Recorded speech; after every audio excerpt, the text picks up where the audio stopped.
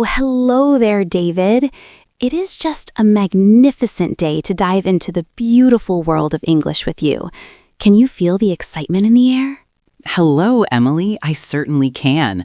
I have been thinking about our lesson all morning. My heart is ready to learn. That makes my soul so happy. Today, we are going to master two tiny words that carry so much weight: no and not. They're like two different keys that open different doors. I have noticed them everywhere, but sometimes I find myself pausing, wondering which key to pick. It feels like a little mystery I need to solve. And solve it we shall.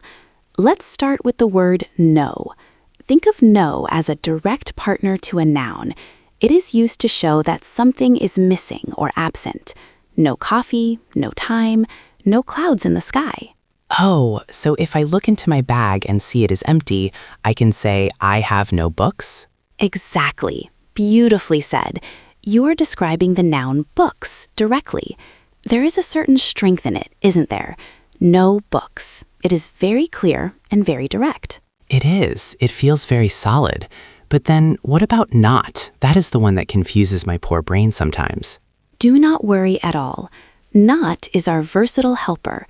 We use not to make a verb negative. It loves to hang out with words like is, do, or can. For example, I do not have any books. Oh, I see. So no goes with the noun, but not goes with the verb do. That is an incredible distinction. You've got it. You are shining today, David. And here's a secret tip. If you see a little word like a, an, or the, you must use not. You wouldn't say no a car. You would say that is not a car. That is just incredible. So the little acts like a guard, telling no to stay away and inviting not to come in? What a wonderful way to put it. Yes, the A is the guard. Can you imagine how much more confident you will feel now when you speak? It reminds me of last week. I tried to tell my friend I wasn't hungry. I think I said I have no hungry. Is that right? Oh, David, thank you for sharing that. Hungry is an adjective, a describing word. For adjectives, we use not. So you would say, I am not hungry. Softly. I am not hungry. Yes, that sounds so much smoother, like a gentle stream instead of a bumpy road. Precisely. Every time you practice these small changes, your English becomes more like a beautiful song. Don't be afraid of the mistakes. They are just stepping stones to your greatness. With heartfelt joy, you make me feel so brave, Emily. I used to be scared of being wrong, but now I feel like I am exploring a vast, exciting forest. And what a brave explorer you are.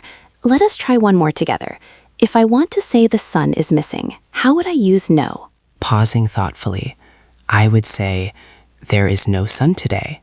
Exclaiming! And if you want to use the verb is with not?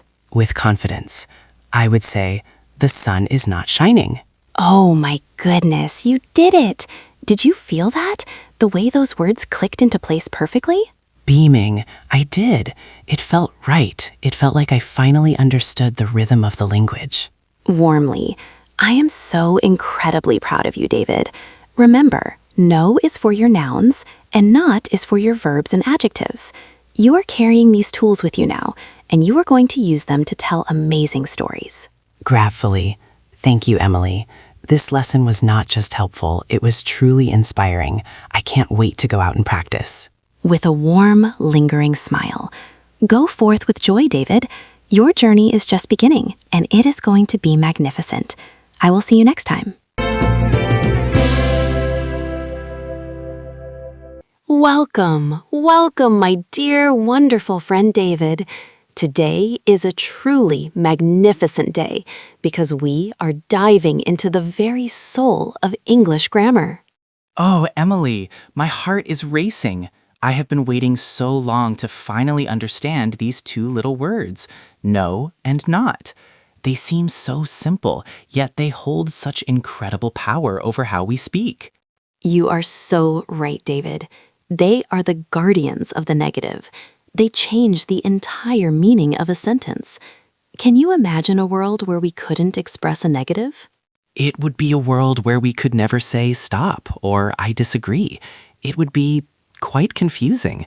It's like they are the salt that gives flavor to our choices. Precisely. Now, let's start with our first hero, the word no. I want you to think of no as a direct partner to a noun. It is like a label. For example, I have no coffee in my cup. There are no clouds in the sky today.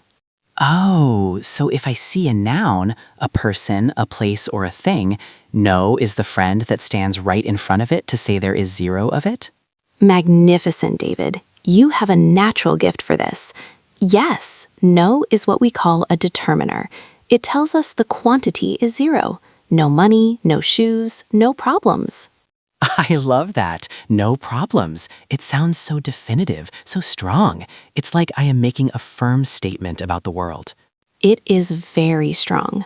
But now, enter our second hero, the word not. This word is a bit more flexible. It loves to dance with verbs and adjectives. It is the shadow that follows the action. Intrigued. A dance? Please tell me more, Emily. How does not move through a sentence? Expressively. Not is an adverb. It changes the action. If I say I run and I want to change it, I must say I do not run. It sits there, changing the very flavor of the verb. Can you try one? Okay, let me try. If I say I am happy, but I want to say the opposite, I say I am not happy. Beaming with pride. Spot on. You are absolutely brilliant. Yes, happy is an adjective, so not is its perfect companion. You wouldn't say I am no happy, would you? No, that sounds very strange indeed. I am not happy feels so much more elegant. It flows better. Leaning in closer. Now, David, let me share a little secret that confuses many learners. What about no problem and not a problem? Oh, I hear both of those all the time. Are they both right? That is just incredible. Welcome. Yes, they are both wonderful. But look closely. In no problem, problem is a noun. But in not a problem, we have that little word a. Because of that we must use not. Incredibly impressed. That is just a beautiful distinction. Such a tiny difference, but it changes the whole grammar structure. I feel like I am finally uncovering a hidden treasure. You are uncovering treasure, David. Every time you master a small rule, you are opening a new door to the world. Your dedication is truly inspiring to me. Thank you, Emily. Your belief in me makes me want to study even harder. I used to be afraid of making mistakes with these words, but now I see them as stepping stones. Oh, David, never be afraid. A mistake is just a beautiful sign that you are trying. Remember, you are not a beginner anymore. You are a growing master of English. I am. I truly feel it. So no for nouns and not for verbs and adjectives. It feels like a melody I can finally sing. A melody. What a poetic way to put it. You have such a heart for this language, David. I can hear the confidence growing in your voice with every word you speak. Gratefully, I owe it all to your guidance, Emily. This lesson was not just about grammar. It was about feeling the language. I feel so much more connected to it now. With a grand final smile, my dear David, you have made my heart sing today. Go forth and use your no's and nots with pride. You are doing an amazing job, and I am so proud of you.